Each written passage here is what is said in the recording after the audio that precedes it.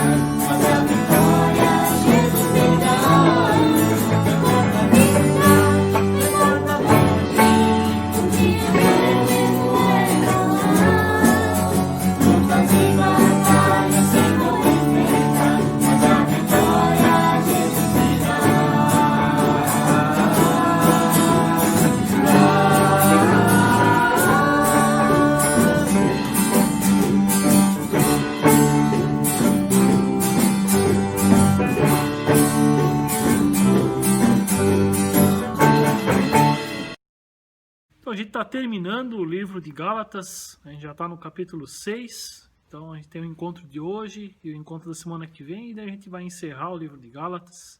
A gente viu desde a semana passada que o Paulo agora ele está falando sobre umas orientações mais práticas, né? O que é então andar no Espírito. E hoje a gente vai ver que Paulo ele vai passar um princípio bem legal para a nossa vida, que é semear e colher. Mas será que o Paulo ele era agricultor, né, para usar esse princípio? Vamos entender, né? Então, abre lá a tua Bíblia em Gálatas 6, a partir do versículo 6 até o versículo 10. Vamos ler. Ali o Paulo ele escreve assim: Mas aquele que está sendo instruído na palavra, faça participante de todas as coisas boas aquele que o instrui. Não vos enganeis, de Deus não se zomba, pois aquilo que o homem semear, isso também ceifará. Porque o que semeia para a sua própria carne, da carne colherá corrupção. Mas o que semeia para o Espírito, do Espírito colherá a vida eterna. E não nos cansemos de fazer o bem, porque a seu tempo ceifaremos, se não desfalecermos. Por isso, enquanto tivermos oportunidade, façamos o bem a todos, mas principalmente aos da família da fé. Até aqui. Mas aí, será que Paulo ele era agricultor? Que a gente acabou de ler, né? Repete bastante vezes as palavras semear, ceifar, né? Colher. Pelo que eu lembro, Paulo ele fabricava tendas, né? Para se sustentar. Será que ele tinha outra profissão então de agricultor? Na verdade, gente, o Paulo ele usa esse exemplo, né, da agricultura porque isso era um exemplo bem comum para as pessoas, né, que estavam ali ao redor dele. Então, da mesma forma que Jesus ele conta muitas parábolas, né, que fala do cotidiano das pessoas, o Paulo ele também gosta de usar uns exemplos bem práticos, bem simples, para transmitir algumas verdades. E esse é o caso, então, do texto de hoje, né? O Paulo ele usa o exemplo da agricultura, né, o semear e o colher, o ceifar, para transmitir algo, né, para a nossa vida. Então, vamos entender o que ele quer dizer com isso. Bom, se Paulo usou o exemplo da agricultura, a gente vai ter que entender, então, a partir desse exemplo da agricultura. Você já plantou alguma semente? Eu nunca plantei, né? Eu sou mais o consumidor, aquele que come lá quando, né, já nasceu, já está pronto, né, e é só, né, se servir. Então, se eu jogar a semente num prato, e daí eu pegar esse prato ali com as sementes e eu colocar ali na minha frente e ficar ali, cresce, cresce, cresce, cresce, cresce, cresce. Vai crescer? Não vai, por quê? Porque essa semente precisa de solo. Ela precisa estar no lugar certo. É claro. Vamos imaginar, gente, que isso aqui é semente de tomate. Se eu plantar essa semente, vai nascer morango? Não, por quê? Porque se eu coloquei semente de tomate, vai crescer tomate. A colheita ela é determinada pelo tipo de semente. Se eu semeio tomate, eu vou colher tomate. E o que acontece se entre essas sementes tiver uma semente ruim? Ela vai dar fruto? É bem provável que não. Então, uma boa semente dá uma boa colheita. E se eu pegar agora essas sementes e jogar num campo enorme, encher o campo de sementes, quanto que eu vou colher? Provavelmente eu vou colher muito. Por quê? Porque eu joguei muitas sementes. Então, se eu semear bastante, provavelmente a colheita ela vai ser muito boa. Então, se um lavrador ele quer ter uma boa colheita, ele precisa plantar, né? Ele precisa colocar essa semente no lugar certo, no solo certo. Ele precisa colocar a semente certa para aquilo que ele quer colher. A semente ela precisa ser boa, né, para dar a colheita. E quanto mais ele plantar, mais ele vai colher. E para essa semana nós temos um brinde do nosso patrocinador. Caso você acerte o desafio, você será presenteado com um Kit Kat. E qual é o desafio? Basta você acertar qual é a semente que foi usada nesse exemplo. Como eu já falei, não é o tomate. Então não adianta mandar tomate. E como você vai responder? Basta você enviar uma resposta para o meu WhatsApp. Lá no privado, manda a resposta. Qual semente você acha que é essa que foi usada no exemplo? Se você acertar, você será presenteado com um Kit Kat. Lembrando que você somente pode dar uma resposta. Então pense bem e tente adivinhar. Bom, já entendemos um pouquinho sobre a questão da colheita, a questão da semeadura, né, e tudo mais. Então agora vamos entender o que Paulo ele quer dizer com esse princípio para a nossa vida. Primeira coisa que Paulo quer dizer para nós é que nós não podemos nos enganar. Como assim? Se eu planto uma semente de tomate, eu vou colher tomate. Não adianta eu plantar uma semente de tomate e querer colher milho. Aquilo que eu planto, eu vou colher. E é por isso que Paulo ele escreve: porque o que semeia para a carne, da carne colherá corrupção. Mas o que semeia para o Espírito, do Espírito, colherá vida eterna. Nós vimos nos encontros passados o que são as obras da carne e o que é o fruto do Espírito. Então, semear para a carne é viver sem medir as consequências. É viver a partir dos seus próprios interesses. É viver afastado de Deus e da sua vontade. E isso envolve nossos pensamentos, envolve nosso comportamento, envolve nossas decisões, nossas escolhas, envolve toda a nossa vida. E a consequência disso é bem clara. Vai colher corrupção. A corrupção, logo você lembra, né, questão parece política, né, mas a palavra corrupção na Bíblia, ela significa ruína, desintegração. Um exemplo bem prático disso é o que Paulo fala em Romanos 6,23, o salário do pecado é a morte. Então, se nós semeamos para a carne, a única coisa que nós vamos colher é a morte. Mas como que nós podemos então não semear para a carne? Simplesmente evitando, abandonando essas coisas. Um exemplo bem prático disso é a mentira. Se você conta uma mentira, você sabe que mais cedo ou mais tarde o que vai acontecer? A verdade ela vai vir à tona. E quando a verdade vier à tona, vai haver destruição. Vai haver problema. Então, para que isso não aconteça, é só não mentir. E é por isso que o Paulo ele acrescenta: mas o que semeia para o Espírito, do Espírito, colherá vida eterna. Gente, é o que o Paulo ele já falou. O Espírito Santo ele é o nosso guia e nós devemos, a cada dia, andar no Espírito. Mas então, como semear para o Espírito? Um exemplo bem claro disso nós vimos no encontro que nós falamos do fruto do Espírito. Ali nós temos diversas dicas, diversas orientações em como nós podemos andar no Espírito e semear para o Espírito. Mas eu também quero deixar 2 versículos bíblicos para que você possa refletir e para que isso também possa te ajudar. Para que o teu dia a dia seja uma semeadura para o Espírito, para que você possa colher a vida eterna. Um deles é Colossenses, capítulo 3, versículos 1 e 2. Portanto, se fosses ressuscitados com Cristo, buscai as coisas lá do alto, onde Cristo vive assentado à direita de Deus. Pensai nas coisas lá do alto, não as que são aqui da terra, porque morrestes e a vossa vida está oculta juntamente com Cristo em Deus. E o outro versículo, Filipenses 4, 8. Finalmente, irmãos, tudo que é verdadeiro, tudo que é respeitável, tudo que é justo, tudo que é puro, tudo que é amável, tudo que é de boa fama, se alguma virtude há e se algum louvor existe, seja isso que ocupe o vosso pensamento. E o resultado de semear para o Espírito é colher vida eterna. Essa é a certeza que nós temos em Jesus Cristo.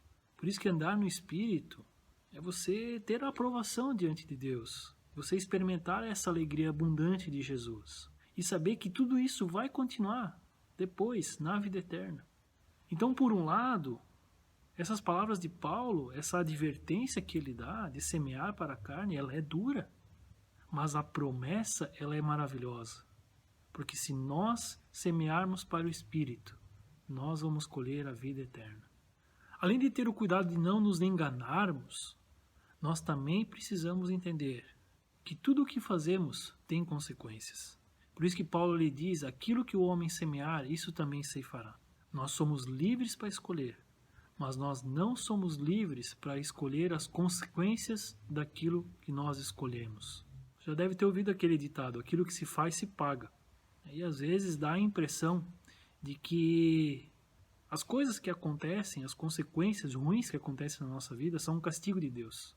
Então, eu faço uma escolha errada, eu tomo uma decisão errada, então Deus ele vai me castigar agora, porque eu não tomei a decisão certa. Mas não é assim, gente. As consequências ruins da nossa vida, elas acontecem por causa do pecado.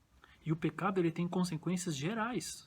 Algo que você faz pode ter consequência na vida de outras pessoas. Deus ele nos perdoa em Jesus Cristo, mas as consequências do nosso pecado, elas ainda continuam presentes na nossa vida. E a nossa vida não é uma vida sem consequências. Pense de forma bem prática. Se você não cuidar da sua saúde hoje, o que vai acontecer no futuro? É bem provável que você vai ter problemas, porque faltou o cuidado, faltou a prevenção. Então, se nós cremos em Jesus, nós temos a certeza da nossa salvação, do perdão, da vida eterna. Mas isso não significa que nós estamos imunes às consequências do pecado em nossa vida hoje.